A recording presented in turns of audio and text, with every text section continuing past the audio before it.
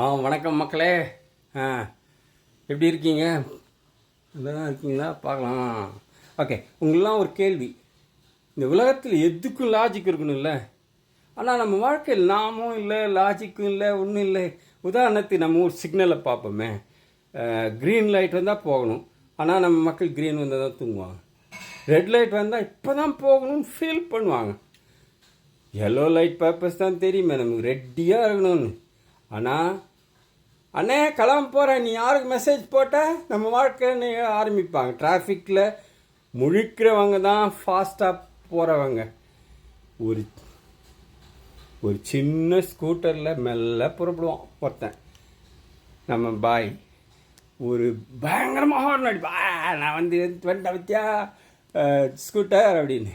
அதே டைமில் ஒரு பெரிய ஆடி கார், அவன் அமைதியாக போயிட்டுருப்பான். அம்மாவுக்கு ஃபோன் பண்ணுவான், ஹார்ன்லாம் அடிக்க மாட்டான். டிராஃபிக் ஜாம் வந்தால் அம்மா சாப்பாடு சாப்பிட்டேம்மா, ரெட் லைட்டில் இருக்கேன், நான் நிறைய பிளான் வச்சுருக்கேன் நம்ம வெளில போகிறதுக்கு அப்படின்வான்.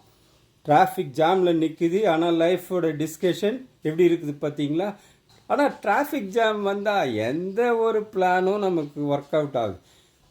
சென்னையில் யாராவது எதாவது பிளான் போட முடியுமா வெளியில் போனோம்? இதுவே பரவாயில்ல. பெங்களூரில் எல்லாம் பிளானே யாரும் போடுறதில்ல, மறந்துட்டாங்க. அமெரிக்காவுக்கோ இல்லாட்டி ஆஸ்திரேலியாவுக்கோ தான் இந்த கம்ப்யூட்டரில் உட்காந்து பிளான் போட்டு அனுப்புவாங்களே தவிர அவங்களாம் மறந்துட்டாங்க இப்போது. ஏன்னா இந்த டிராஃபிக் அப்படி தான். வீட்டில் வேலை ஒன்று இருக்குது பாருங்களேன். நான் சின்ன வயசில் ஒரு ஃப்ளோர் மேப் பண்ணியிருந்தேன். அம்மா கேட்டேன், ஏண்டா இவ்வளோ நேரம் கஷ்டப்பட்டு எதுக்குடா மாப் பண்ணுற? அப்போ சொன்னேன், அம்மா வீடெல்லாம் நான் சுத்தமாக வச்சு. அட போடா, நீ என்ன அம்பானியா? கையை காலை தூக்கி பண்ணால் மாப்பை ஏன்னோ இது பண்ணிட்டுருக்க, பூ அது ஏன்னோ கஷ்டப்பட போகுதுன்ற மாதிரி பண்ணிகிட்ருக்கு, இதெல்லாம் மாப் பண்ணி பண்ணுறது அப்படின்னா. அப்போ தான் புரிஞ்சுட்டேன், லேசியாக உட்காந்துருக்கிறதே பெட்டர் இது மாதிரி திட்டு வாங்கிறத விட. பையன் சொல்கிறான், எங்கள் அப்பாவுக்கு எங்கள் அப்பா பாருங்கள் சார், என்ன அவருக்கு பிடிச்சது 2 விஷயம். ஒன்று டிவி நியூஸ் படிக்கணும், இன்னொன்று மொபைல் ஃபுல் சார்ஜாக இருக்கணும் எப்போவுமே. சரி, நீ எது வேணாலும் கேளுங்க, பொறுத்துப்பார். ஆனால் டிவி பிரேக்கிங் நியூஸ் வந்தால் உடனே கேட்டு முடிவெடுச்சிடுவார். நியூஸ் ஆங்கர் சொன்னாங்க, பணம் சேமிக்கணும், வாழ்க்கையில் அன்பிரடிக்டபிள் அப்படின்னாங்களா. அப்போ உடனே அவங்க அப்பா சொல்லிட்டார், நாளைக்கு தோசை கிடையாது, வெறும் கஞ்சி தான் அப்படின்றார். உடனுக்குடன் முடிவு. இது மாதிரி அரசாங்கம் இருந்தால் பரவாயில்லையே. ஆனால் நம்ம வீட்டில் உலகத்திலே அதிசயமான விஷயம் என்ன தெரியுமா அப்படின்னு கேட்டான்.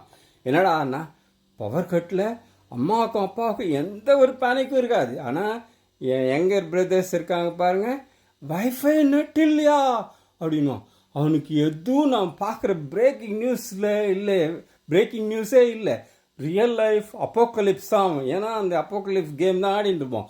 என்னம்மா அதை பார்த்துட்டு வந்தான், என்னம்மா வைஃபை பஃபர் ஆகுது, உகால் இப்போ தான் டெஸ்ட்ரக்ஷன் ஆரம்பிக்க போதா அப்படிங்கிறான். சரி மக்களே, உங்கள் வைஃபை பஃபர் ஆகிறதுக்கு முன்னாடி நான் போயிடுறேன். தேங்க்யூ ஃபார் யுவர் சப்போர்ட், ரொம்ப ரொம்ப தேங்க்ஸு. சூப்பராக இருங்க, சூப்பராக சிரிங்க. தேங்க்யூ.